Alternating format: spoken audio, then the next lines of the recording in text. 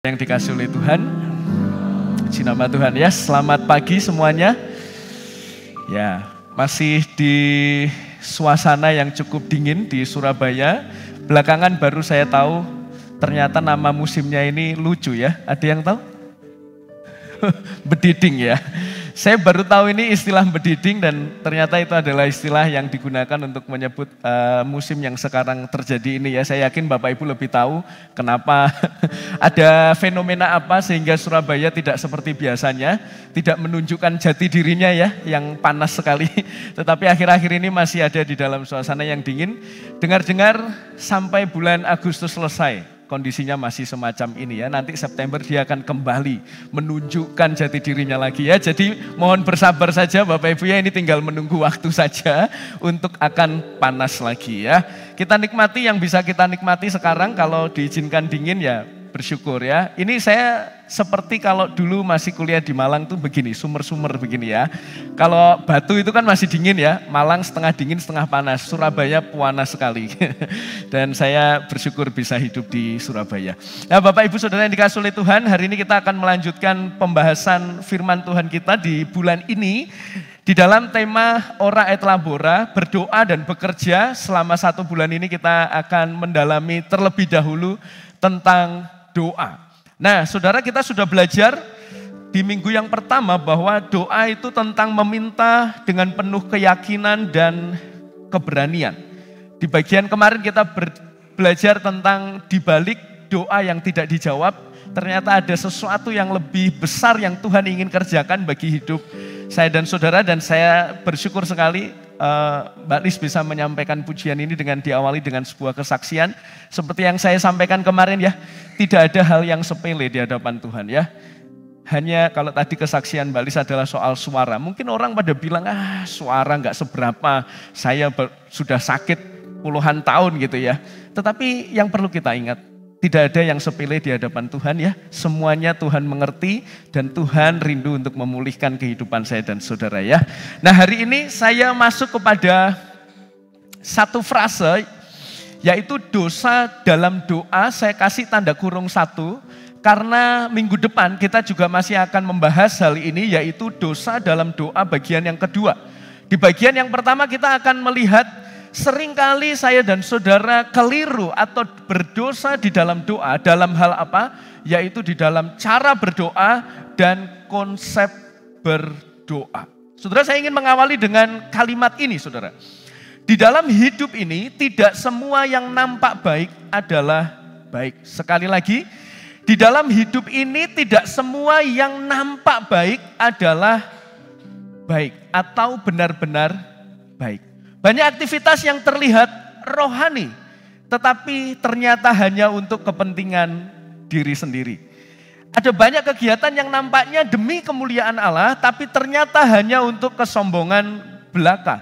Ada orang-orang tertentu yang berteriak atas nama Allah, tetapi digunakan untuk menekan dan menindas sesamanya. Sepertinya baik sekali berteriak atas nama Allah, tetapi untuk menindas sesamanya.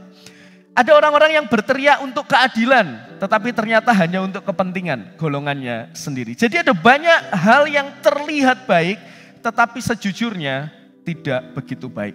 Tanpa kita sadari, itu juga berlaku dan terjadi ketika saya dan saudara berdoa. Berdoa adalah hal yang baik, berdoa selalu identik dengan hal yang rohani. Tetapi jangan salah, seperti statement saya, di dalam doa kita bisa berdosa. Saudara yang dikasihi oleh Tuhan, hal semacam ini banyak dialami oleh orang-orang percaya. Kita seringkali berdosa melalui doa, keliru di dalam cara berdoa, bahkan yang lebih parah kita keliru di dalam konsep berdoa. Itu sebabnya saya sangat berharap berdoa, semoga khotbah ini boleh kita hayati bersama-sama, sehingga kita boleh memiliki satu konsep doa yang benar. Nah saudara, di dalam teks yang kita akan bahas, ini adalah teks yang sangat-sangat terkenal, bahkan separuh dari ayat ini, separuh dari perikop ini ada dari Bapak Ibu Saudara yang pasti sudah hafal. Ada yang tahu teks tentang apa? Doa Bapa Kami. Bahkan ada banyak gereja yang mengucapkan doa Bapa Kami di dalam ibadahnya. Apakah itu salah? Silahkan saja, tidak ada yang salah. Tetapi hari ini saya akan mengajak kita semuanya untuk melihat setidaknya ada 2 hal yang berkaitan dengan cara berdoa, dan pasti juga ada hubungannya dengan cara orang itu memahami doa atau konsep doa yang keliru. Yang pertama saudara, mari kita baca terlebih dahulu teksnya di dalam Matius pasal 6 ayat 5 sampai yang ke-15 supaya kita bisa memahami kebenarannya. Matius pasal 6 ayat 6 sampai 15 saya sudah menulis di slide. Saya akan membaca ayat 5, ayat ganjil, dan Bapak Ibu akan melanjutkan pada ayat berikutnya. Saya akan memulai. Dan apabila kamu berdoa, janganlah berdoa seperti orang munafik. Mereka suka mengucapkan doanya dengan berdiri dalam rumah-rumah ibadat dan pada tikungan-tikungan jalan raya supaya mereka dilihat orang. Aku berkata kepadamu, sesungguhnya mereka sudah mendapat upahnya. Jemaat,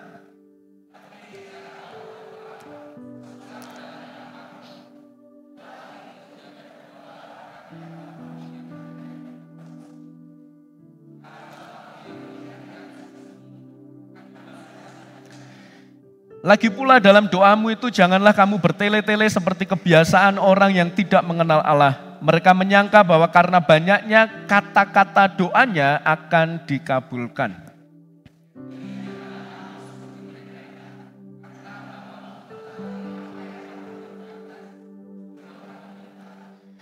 Karena itu berdoalah demikian, Bapa kami yang di sorga, dikuduskanlah namamu.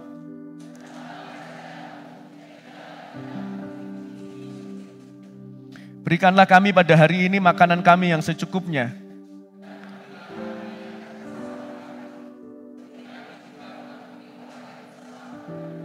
Dan janganlah membawa kami ke dalam pencobaan, tetapi lepaskanlah kami daripada yang jahat, karena Engkaulah yang empunya kerajaan dan kuasa dan kemuliaan sampai selama-lamanya. Amin.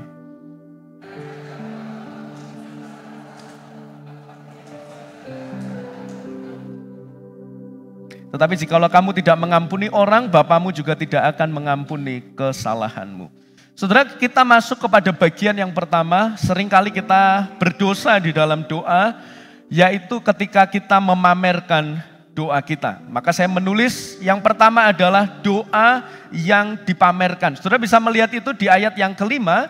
Dan apabila kamu berdoa, janganlah berdoa seperti orang munafik. Mereka suka mengucapkan doanya dengan berdiri dalam rumah-rumah ibadat dan pada tikungan-tikungan jalan raya supaya mereka dilihat orang. Jadi Yesus mengatakan begini saudara, saya memperjelas ya. Orang itu disebut munafik ketika mereka melakukan doa berdiri di rumah-rumah ibadah dan di tikungan jalan raya. Saudara kalau merenungkan kalimat ini, saya hanya mengulang kalimatnya ya, tidak menafsirkan sama sekali. Berarti saudara munafik semua ya? Dikatakan apa? Berdoa, berdiri di mana? Di ruang ibadah. Saudara munafik semua berarti ya. Tapi apakah itu yang dimaksudkan oleh Tuhan Yesus? Ternyata jawabannya tidak. Maka kita perlu untuk memahami konteksnya pada masa itu ya. Saudara dalam budaya Yahudi, ya, Yesus itu orang Yahudi, doa itu dilakukan secara rutin dan teratur. Apa? Rutin dan teratur. Mereka berdoa minimal, saudara, 3 kali dalam sehari dan selalu pada jam-jam yang sama. Berapa kali sehari? 3. Saudara biasa berapa kali berdoa sehari? 5 ya, karena makannya 5 kali. Enggak, saudara ya, bercanda. Makan 3 kali, mau tidur dan mau bangun. Tidak. Tapi saudara perlu memahami dalam konteks masa itu, mereka itu ada jam-jamnya. Saya iseng pakai ChatGPT saudara ya. Sekarang itu kan semua serba mudah dengan ChatGPT gitu, AI gitu saudara ya. Saya coba cari tentang kehidupan doa orang-orang Yahudi begitu ya. Saya menemukan ya, betul ada 3 kali dan itu ada sebutannya. Saya rindu memperkenalkan sebutannya kepada saudara ya. Kalau pagi itu disebut sacarit saudara. Kalau siang atau sore disebut mincah. Kalau malam itu disebut ma'arif. Wah saudara. Pagi apa? Apa? Oh hafal saudara ya. Saya aja gak hafal-hafal padahal sudah nulis dari kemarin ya. Kalau siang apa? Mincah. Ya mincah. Kalau malam ma'arif gitu ya. Ya Mas Arif itu mungkin kemungkinan doa malam terus ya saudara. Enggak, bukan itu ya. Nah saudara yang dikasih oleh Tuhan ini didukung di dalam beberapa teks Alkitab, saudara tentu tahu siapa Daniel ya.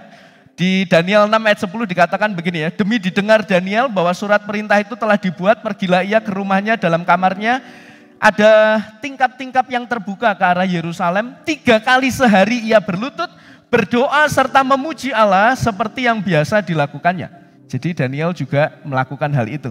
Di dalam Kisah Rasul 3 ayat 1, pada suatu hari menjelang waktu sembahyang yaitu pukul 3 petang, naiklah Petrus dan Yohanes ke bait Allah. Jadi saudara, benarlah ada waktunya dan minimal 3 kali sehari. Ini mirip dengan kepercayaan sebelah ya. Kalau kepercayaan sebelah berapa? 5 ya saudara. Hafal semua? Tidak usah disebutkan saudara ya. Sensitif ya. Jadi saya hanya ingin menunjukkan ini hampir mirip saja ya. Gambarannya kalau konteks masa ini ya seperti saudara seberang yang ada jam-jamnya, bahkan kalau jamnya sudah lewat itu sudah tidak bisa lagi ya untuk melakukan ibadah begitu saudara ya. Nah saudara, ini sifatnya wajib dan harus diikuti. Nah sebagian orang Yahudi yang disoroti oleh Tuhan Yesus adalah orang-orang yang sengaja mengatur kegiatannya supaya pada jam-jam di mana dia berdoa, tadi pagi, siang, malam, mereka itu ada di rumah ibadah atau di tikungan jalan raya. Sehingga benarlah apa yang disampaikan firman Tuhan, motif yang saya kasih huruf tebal di sana, supaya dilihat orang. Jadi doa yang dinaikkan di rumah ibadat dan di tikungan jalan raya itu memanglah motivasinya supaya dilihat orang. Mereka sengaja mengatur waktu kegiatannya supaya pada jam-jam itu, wah saya ini ada di dekat mungkin bait suci apa gitu ya namanya. Supaya apa? Supaya bisa berdoa dan dilihat oleh orang. Supaya dianggap sebagai seorang yang rohani, supaya dianggap sebagai orang yang saleh. Maka saudara, Tuhan Yesus mengatakan bahwa sebenarnya dia sudah mendapatkan upahnya. Nah saudara, inilah doa yang disoroti oleh Tuhan Yesus yang dianggap bersalah. Jadi kalau saudara saat ini berdoa sambil berdiri tidak apa-apa saudara ya. Jangan merasa berdosa, bukan itu maksudnya ya, ini maksud yang lainnya. Nah itulah di bagian berikutnya, itulah sebabnya di bagian berikutnya di ayat yang ke-6 dikatakan begini. Kalau kamu berdoa, masuklah ke dalam kamarmu, tutuplah pintu dan berdoalah kepada Bapamu yang ada di tempat tersembunyi, maka Bapamu yang melihat yang tersembunyi akan membalasnya kepadamu. Ayat ini jelas menunjukkan bahwa seharusnya, sekali lagi ya, motivasi berdoa itu bukan tentang mencari pujian, tetapi mencari Allah. Sekali lagi ini bukan tentang tindakannya, saudara ya. Saudara mau berdoa di sini, kalau misalkan saudara ada acara sesuatu di pinggir jalan dan saudara berdoa silahkan. Yang disoroti adalah motivasinya. Saudara mungkin bisa berdoa di rumah, tetapi tetap dengan motivasi supaya mendapatkan pujian dari istri dan anak-anaknya. Tetaplah salah. Sekalipun saudara berdoa di dalam ruangan. Jadi ini tidak hanya bicara soal apa yang nampak, tindakannya, sikapnya, bukan. Tetapi ini soal hati, soal motivasi. Selama saudara berdoa hanya karena ingin dipuji, hanya karena ingin dianggap saleh, maka saudara adalah orang-orang yang masuk, yang disoroti oleh Tuhan Yesus. Yang dikecam oleh Tuhan Yesus. Karena doa sebenarnya bukan tentang mencari pujian diri, tetapi mencari Sang Ilahi. Ada beberapa kata yang menunjukkan masuklah ke dalam kamar, jelas menunjukkan sebuah area privat. Ketika kita menutup pintu itu merupakan upaya supaya tidak didengar oleh orang. Dan 2 kali kata tersembunyi dituliskan di dalam ayat yang ke-6. Jadi jelas sekali saudara ya, ini bukan tentang tindakan luarnya, apa yang nampak, tetapi sebenarnya bicara soal hati. Yang pertama saudara. Yang kedua, doa apa yang salah yang sering kali kita lakukan, yaitu doa yang bertele-tele, saudara ya. Nah ini yang merasa doa lama, biasanya nyebutin banyak ayat dalam doanya sudah mulai tertegur. Tapi jangan salah dulu saudara ya. Saya akan memberitahu apa maksud bertele-tele ini ya. Saudara bisa lihat itu di ayat yang ke-7. Lagi pula dalam doamu itu, janganlah kamu bertele-tele seperti kebiasaan orang yang tidak mengenal Allah. Mereka menyangka, perhatikan saudara, mereka menyangka bahwa karena banyaknya kata-kata, doanya akan dikabulkan. Jadi janganlah kamu seperti mereka, karena Bapamu mengetahui apa yang kamu perlukan sebelum kamu minta kepadanya. Saudara, bertele-tele yang dimaksud di sana, itu bukan berdoa yang lama durasinya. Jadi yang dimaksud bertele-tele itu bukan menyerang orang yang doanya lama. Aman saudara ya, yang suka doa lama gitu. Ternyata bukan ya. Kenapa? Karena ini bukan soal doa yang lama atau doa yang tidak jemu-jemu begitu ya. Karena apa? Karena doa juga, Tuhan Yesus juga berdoa semalam-malaman ya. Dan bertele-tele ini juga bukan berbicara tentang pengulangan kata. Ya, ada orang-orang yang mengulang doanya, mengulang kata. Maksudnya bukan itu. Kenapa? Tuhan Yesus saja juga berdoa untuk topik yang sama sebanyak berapa kali? Haleluya, saudara ya. Tuhan Yesus berdoa pada topik yang sama berapa kali? 3 kali di Taman Getsemani. Berarti Tuhan Yesus mengecam dirinya sendiri. Kalau bertele-tele hanya dimaksudkan sebagai pengulangan kata. Jadi bukan doa yang lama, bukan pengulangan kata. Bertele-tele itu adalah memakai sebanyak mungkin kata dengan anggapan kalau semakin banyak kata, maka doaku dikabulkan Tuhan. Jadi yang doa lama tidak apa-apa, diteruskan saja kecuali di doa makan, saudara ya. Saya pernah punya pengalaman begitu ya. Di STB itu kan suka, saya enggak tahu dia itu sengaja atau tidak sengaja, tapi iseng sekali. Kalau di STB itu kan makan barengan, saudara ya. Lalu silahkan ada tanda teng apa gitu, piringnya dipukul gitu kan, lalu kemudian makan, ada yang pimpin doa, saudara. Nah pernah satu kali itu doa lama sekali teman saya itu. Dia itu berdoa, terima kasih Tuhan, menyebutkan kebesaran Tuhan gitu ya. Saya dalam hati, Tuhan ini hanya mau makan tempe Tuhan. Kalau menunya babi tidak apa-apa Tuhannya lama Tuhan gitu ya, saya dalam hati. Tapi ada orang-orang yang berdoa lama sekali ya. Lama sekali dan kalau kita melihat tuh sebenarnya tidak sesuai pada tempatnya begitu ya. Doa makan tuh bisa sampai 10 menit itu sudah lapar duluan, jadi kenyang duluan, gak usah makan saudara. Nah ada orang-orang yang demikian. Saudara perlu mencari hikmat Tuhan soal itu ya. Tetapi saya sedang berbicara tentang yang bertele-tele di sini bukan soal tentang lamanya atau kata yang diulang-ulang, bukan. Tetapi ada anggapan di mana semakin saya mengeluarkan banyak kata, apalagi kata-kata yang indah, maka Tuhan pasti mengabulkan doa saya. Nah, saudara, itu adalah pandangan yang dikritik oleh Tuhan Yesus ya. Dikritik oleh Tuhan Yesus. Mengapa? Karena sikap doa semacam ini menunjukkan konsep yang keliru. Semakin banyak kata, maka semakin besar kemungkinan doa saya dikabulkan. Bahkan itu cara doa semacam itu merupakan cara doa orang yang tidak mengenal Allah. Dikatakan di ayat yang ke-7b ya. Ini memberikan kita pelajaran bahwa pengabulan doa itu sebenarnya tidak ditentukan dari kita.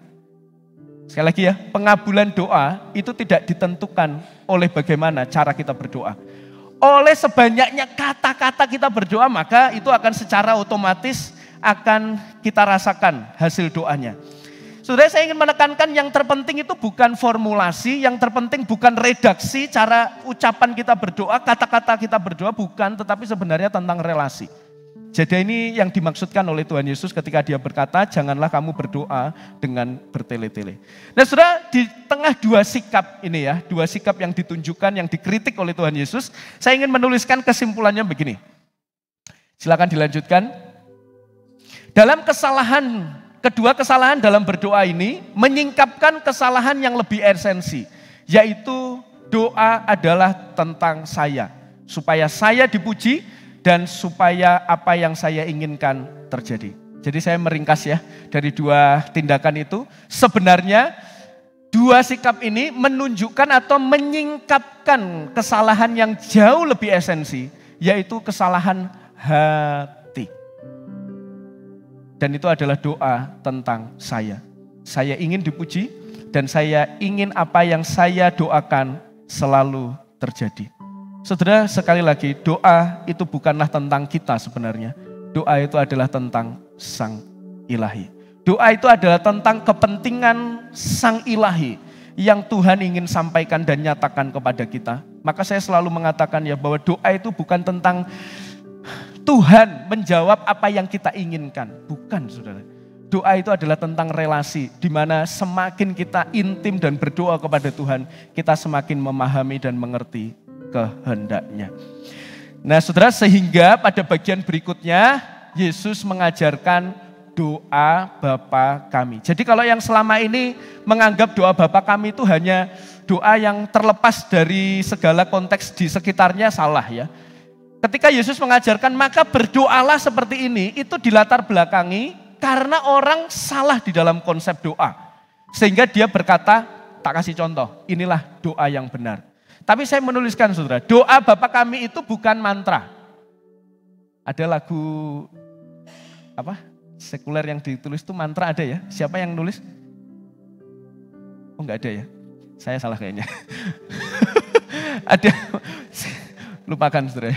Doa Bapa kami itu bukan mantra, doa Bapa kami juga tidak ada kuasanya.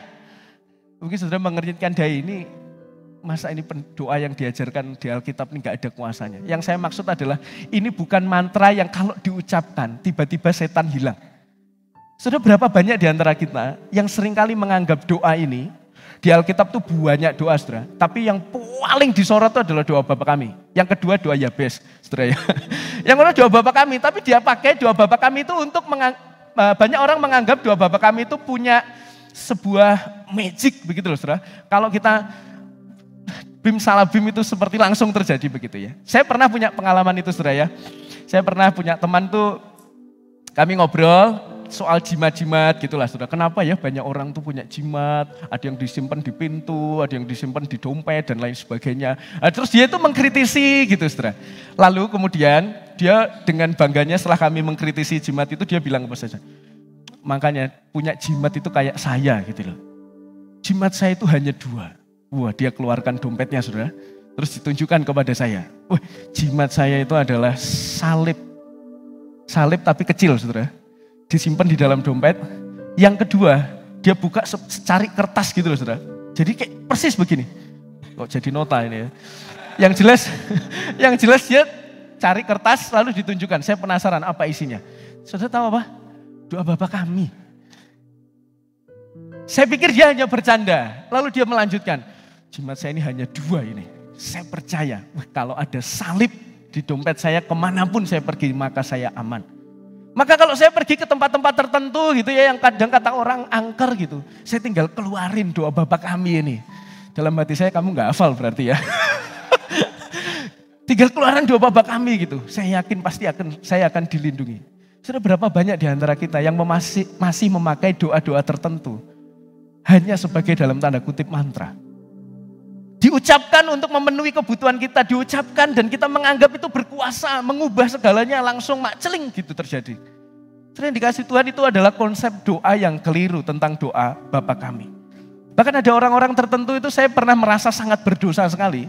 Waktu saya berbicara, saya nggak hafal doa Bapa kami. Terus sampai sekarang, kalau saudara tanya kepada saya nggak hafal doa Bapa kami.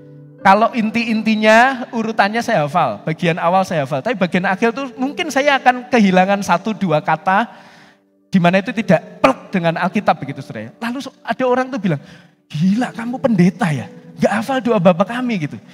Terus saya langsung menjadi orang yang paling berdosa di muka bumi ini saudara. Tapi saudara sebenarnya tidak. Doa Bapa kami itu bukan tentang redaksional yang harus dihafal dan diucapkan, bukan. Doa Bapa kami itu bicara soal esensi. Jadi waktu Tuhan bilang, kamu punya konsep doa yang salah, kamu itu pamer doamu, kamu itu bertele-tele, maka kamu berdoalah seperti ini. Dia tidak sedang mengajarkan mantra, dia sedang mengajarkan esensi, makna dibalik doa itu. Nah saudara nanti saya akan jelaskan tetapi tidak detail-detail. Karena kalau doa Bapa kami ini dibahas saudara ya, saya pernah melihat di YouTube tuh gereja tertentu hanya membahas doa Bapa kami, mereka membahasnya selama 2 bulan. Coba saudara, punya pendeta semacam itu, saya nanti kapan-kapan rencanakan ya, doa Bapa kami 2 bulan ya kita bahas. Kata per kata itu dibahas saudara. Apa yang ingin saya sampaikan, kalau kita mau bicara soal hal detail itu akan sangat panjang. Maka di bagian ini saya tidak akan membahas itu. Saya hanya akan membahas secara umum apa yang Tuhan ingin ajarkan untuk kita kerjakan melalui doa Bapa kami. Dan di bagian berikutnya saya ingin menyampaikan juga, ada orang yang sebelum masuk doa Bapa kami ya, ada orang yang beranggapan begini saudara. Kalau kita mau doa kita dikabulkan, maka ucapkanlah doa itu. Ya, saudara pernah mendengar ya? Kita ini adalah gambar dan rupa Allah. Kita adalah Allah-Allah kecil. Kalau Allah berkuasa maka kita punya kuasa. Lalu kita berkata begini, berdoalah, doamu itu punya kuasa. Ucapanmu itu berkuasa. Maka kalau kamu mengucapkan lebih keras, kalau lebih keras lagi, maka doamu pasti akan dijawab Tuhan. Amin saudara, amin saudara. Amin. Ya, berarti kalau amin, saya nggak salah membawakan khotbah ini saudara ya. Karena itu konsep yang keliru, serius. Itu konsep yang keliru. Saudara mungkin berkata, Pak di Yakobus, itu dikatakan doa orang benar dengan yakin, maka besar kuasanya. Saudara maksud teks itu bukan tentang kalau saya dan saudara semakin keras mengucapkan doanya, doa kita itu punya, ucapan kita punya kuasa, maka Tuhan harus menghadirkan jawaban doa kita. Siapa yang jadi Tuhannya? Kita. Kalau kita menganggap hal itu benar, berarti yang jadi Tuhan adalah kita. Padahal kita tahu kehidupan kita ini dipenuhi dengan berhala. Doa itu soal keinginan, hati kita dikatakan di dalam Roma itu adalah bobrok sekali. Kalau apa yang kita ucapkan, semakin kita mengucapkan, semakin kita lafalkan maka kita yakin itu terjadi. Maka siapa Tuhannya? Bukan Allah, tetapi adalah kita. Maksud Yakobus itu bukan tentang kita mengucapkan lalu terjadi. Yang dimaksud Yakobus itu doa orang benar bila yakin didoakan itu bicara soal iman yang benar. Kalau orang berdoa kepada Allah yang benar, maka itu besar kuasanya. Jadi itu bukan sebuah hal yang mekanis. Kalau saya mengucapkan ini, perkatakanlah, maka Tuhan akan mengabulkan. Tidak begitu sih saudara. Itu konsep doa yang keliru. Nah maka saudara, saya ingin menjelaskan kenapa itu keliru. Nah ini ternyata saudara, apa yang kita anggap praktis tindakan kita, itu dipengaruhi oleh teologi. Saudara tahu nggak kenapa orang-orang itu ada aliran gereja tertentu yang selalu menekankan bahwa kita ini adalah berkuasa. Karena kita adalah Allah-Allah kecil. Itu ada paham teologi yang sudah tersesat saudara. Bahkan sudah disebut bidak, namanya adalah panteistik teologi. Apa saudara? Panteistik teologi. Paham itu berkata, semua ciptaan itu adalah Allah. Dan inilah paham yang akhirnya melatar belakangi agama-agama tertentu melakukan ritualnya. Jadi semua ciptaan adalah Allah. Ketika Allah menciptakan kita, termasuk menciptakan alam semesta, itu disebut sebagai Allah kecil. Maka tidak heran ada orang-orang yang menyembah pohon. Ada orang-orang yang menyembah dupa. Ada orang-orang yang menyembah segala sesuatu. Saya tidak sedang ingin mengkritisi mereka, biarlah mereka. Tetapi saya ingin menunjukkan bahwa di balik sikap tertentu itu ada teologi yang mempengaruhi. Maka teologi itu penting saudara ya. Jangan hanya bicara soal praktis tetapi bicara soal teologi. Nah saudara, orang yang semacam itu dipengaruhi oleh panteistik teologi yang sebenarnya ini sesat sekali. Kalau saudara pernah tahu gerakan, ya ini terkenal sekali gerakan sekarang itu namanya New Age Movement. Gerakan zaman baru. Nah saudara kalau tahu itu, belajar itu, jangan iya-iya. Itu pandangan yang sesat. Itu dipengaruhi oleh panteistik teologi yang menganggap semua ciptaan itu adalah Allah kecil. Maka kalau implikasinya dalam doa, kalau saya berdoa, karena saya Allah kecil, Allah berkuasa, saya punya kuasa, maka pasti terjadi. Dan itu salah besar. Nah saya masuk kepada apa yang dimaksud doa Bapa kami. Kalau itu tadi salah, ini bukan tentang mantra, ini bukan tentang ucapan kita yang berkuasa. Lalu apa yang ingin Tuhan sampaikan melalui doa Bapa kami? Ada dua saudara. Yang pertama, doa Bapa kami itu menekankan relasi. Saudara bisa melihat itu di bagian kalimat pertama. Dikatakan apa di sana? Bapa kami yang di sorga. Nah saya pernah juga dikritik karena mengawali doa saya tidak dengan Bapa kami yang di sorga. Jadi saya ini korban saudara ya. Saya banyak dikritik tentang doa saudara ya. Saya hanya mengawali tidak dengan Bapa kami yang di sorga. Saya hanya mengawali Tuhan terima kasih buat hari ini. Selesai doa itulah dia yang ngajak ngomong. Bukankah awal itu perlu Bapa yang di sorga? Ya sudahlah begitu saudara ya. Tetapi sekali lagi ini bukan tentang mantra atau kalimatnya ya, tapi ada makna. Bapa kami yang di surga itu menekankan tentang relasi saudara. Nah kalau saudara memperhatikan kata pertama dan kata terakhir, saudara akan melihat itu sebuah kontras ya. Bapa itu identik dengan jauh atau dekat? Dekat. Surga itu bicara soal hal yang jauh atau dekat? Jauh. Kemuliaan, kebesaran, kalau Bapa itu kedekatan, keintiman. Jadi ini semacam ada apa? Kontras yang ditunjukkan di dalam doa Bapa kami yang diawali dengan kalimat Bapa kami yang di surga. Bapa menunjukkan Imanensi itu bicara soal kedekatan antara relasi bapak dan anak. 2 minggu lalu saya sempat singgung tentang hal ini ya. Dan keseimbangan juga dengan surga. Surga itu trasendensi Allah. Trasendensi itu sesuatu yang lawan katanya imanen ya. Tidak nampak begitu ya. Sesuatu yang semacam abstrak gitu. Bicara soal kemuliaan, bicara soal kebesaran Allah. Jadi sengaja dikontraskan saudara antara Bapa dan surga. Nah hal ini seharusnya menguatkan kita dan membuat kita berelasi dengan Tuhan. Sebagai Bapa, Allah itu sangat mengenal saya dan saudara. Dia melihat apa yang kita lakukan. Bahkan tadi dikatakan, kamu gak usah mengucapkan, Bapa itu tahu. Jadi ini bicara soal kedekatan, bicara soal Allah begitu mengenal kita. Sebagai Allah yang ada di surga, itu adalah menunjukkan tentang kemahamuliaan Allah. Kebesaran Allah. Bapa adalah raja dari segala alam semesta ini. Dia pencipta segalanya. Dia adalah penguasa kerajaannya. Kehendaknya menjadi kesukaan kita. Saudara, jadi ini bicara soal sesuatu yang kontras. Apa yang kita bisa ambil? Di satu sisi kita dikuatkan bahwa kita punya Allah yang dekat, yaitu Bapak kita, seperti relasi Bapak dan anak. Di sisi yang lain kita juga dikuatkan bahwa siapa yang kita sebut sebagai Bapak itu adalah pribadi yang begitu besar. Maka saudara, tidak mungkin kita tidak mendapatkan yang terbaik dari Allah yang semacam ini. Allah yang begitu dekat, tetapi Allah juga yang besar. Allah yang begitu intim, tetapi Allah yang begitu maha kuasa dan mulia. Dan itu menunjukkan betapa kita perlu bersyukur dan bangga memiliki Allah semacam ini. Bahkan lewat Injilnya, ketika Allah mau mengenali kita, dia mau turun untuk merengkuh kita. Bukankah bukti bahwa dia adalah Allah yang besar, tetapi di saat yang bersamaan dia juga Allah yang dekat. Saudara yang dikasihi oleh Tuhan, ini bicara soal relasi. Doa Bapa kami bicara bukan soal kata per kata, bukan soal redaksional, bukan tentang keindahan kata kita, tetapi bicara soal relasi kita dengan Tuhan. Yang kedua saudara, kalau yang pertama menekankan relasi, yang kedua bicara soal kepentingan Allah. Nah saudara, ini yang saya maksud tadi, saya tidak akan bahas semuanya, tetapi secara global saja. Saudara, 3 ayat awal itu bicara soal kepentingan Allah. Dan 3 ayat berikutnya itu bicara soal kepentingan manusia. Saya kasih tanda kutip, nanti saya akan jelaskan kenapa saya kasih tanda kutip. 3 ayat awal itu menekankan tentang kepentingan Allah. Ada kalimat apa saja? Bapa kami yang di surga, dikuduskanlah namamu ya Bapa, datanglah kerajaanmu, jadilah kehendakmu di bumi seperti di surga. Saudara, apa maksudnya dikuduslah namamu?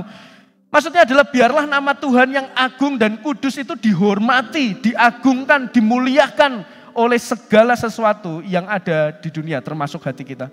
Datanglah kerajaanmu bicara soal biarlah engkau yang mulia, yang berdaulat, memerintah sebagai raja di dalam hidup kita. Jadilah kehendakmu di bumi dan di surga. Ini tentang supaya Allah membuat kehendaknya yang maha bijaksana, maha baik, maha adil, maha kudus. Itu terjadi di seluruh dunia ini. Di dalam hati kita. Jadi yang pertama di bagian awal yang disinggung itu soal kepentingan Allah.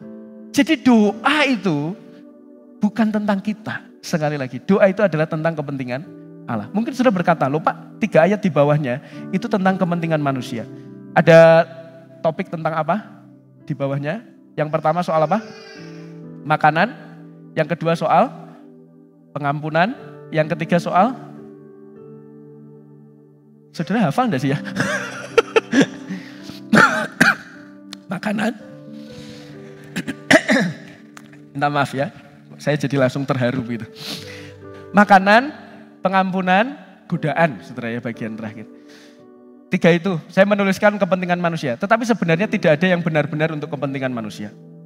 Kalaupun kita berdoa untuk dalam tanda kutip hal-hal tentang kepentingan kita, yaitu makanan kita, tentang pengampunan, tentang godaan, supaya kita dilepaskan dari godaan, ini semua juga berbicara tentang kepentingan Allah. Jadi sebenarnya tidak ada yang benar-benar untuk kepentingan kita.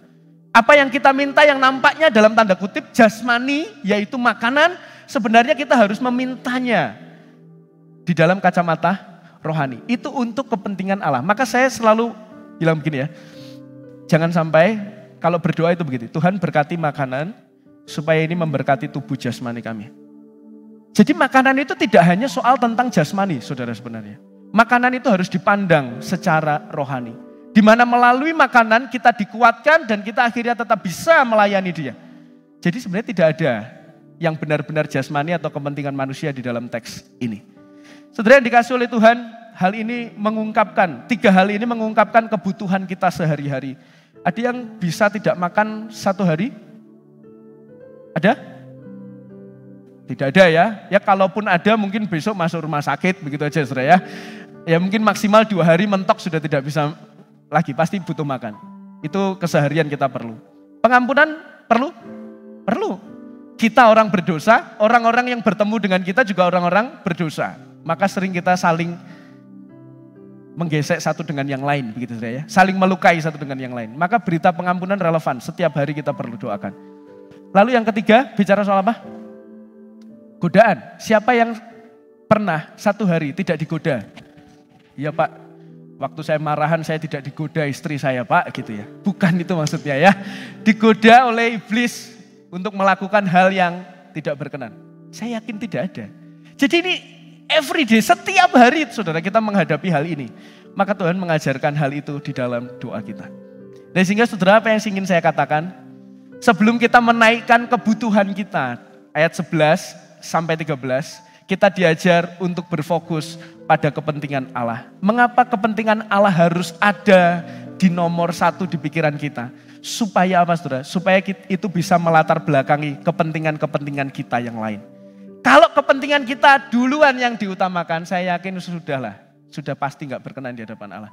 Tapi kalau diawali dengan penyembahan, doa kita diawali dengan pengagungan kepada Allah, ucapan syukur atas kasih karunia-Nya, atas anugerahnya, saya yakin permohonan berikutnya itu berbicara juga soal kepentingan Allah. Saudara, itulah yang ditekankan oleh doa Bapa kami. Saya yakin ini bisa digali lebih dalam lagi, mungkin barangkali lain waktu saya akan membahas ini. Tetapi poin saya di bagian khotbah hari ini, seringkali kita salah di dalam cara, dan kita seringkali salah di dalam konsep berdoa. Ada banyak sekali cara yang salah di dalam kita berdoa, yang sebenarnya itu mengungkapkan apa yang ada di dalam hati kita. Sebuah permasalahan yang lebih pelik yang ada di dalam hati kita. Dan mari kita untuk bertobat, mengaku kesalahan kita di hadapan Tuhan, bahkan di tengah kita melakukan aktivitas rohani yaitu berdoa. Dan kita juga seringkali salah di dalam konsep, di dalam doa. Dan saya berharap khotbah hari ini boleh mengubahkan kita bahwa doa bukan tentang diri kita, tetapi doa adalah tentang kepentingan Allah. Minggu depan saya akan gali pada bagian ini lebih spesifik lagi. Saya akan membahas dosa dalam doa. Yang kedua itu tentang isi doanya. Seringkali isi doa itu mengungkapkan siapa Tuhan di dalam hidup kita. Seringkali Tuhannya bukan lagi yang di atas, tetapi Tuhannya adalah diri kita sendiri. Saya mengundang pemain musik untuk ke depan. Kita akan meresponi kebenaran firman Tuhan hari ini Bapak Ibu.